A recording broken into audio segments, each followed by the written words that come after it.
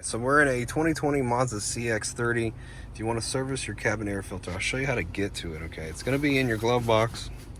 Now you go ahead and open it up. And right in here, there is a compartment. Right here, there's a compartment that you can remove to get to the cabin air filter. There's these little tabs right here that you're going to need to pull towards you. And then you're going to need to try to pry the panel down.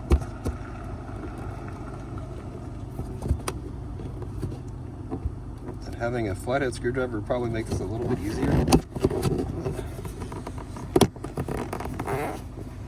actually need it. And then once you get the panel down, you can just remove it. And the cabin filter is in this compartment right here. Okay. There's a little tab here you need to push down, and there's a tab here that you need to push up. That unlocks this cartridge right here that holds the filter, and you can just pull it right out. You can see this one's full of leaves. This car only has like 20,000 miles, and this is what the filter looks like. It's super duper dirty. So this element is serviceable, this whole thing.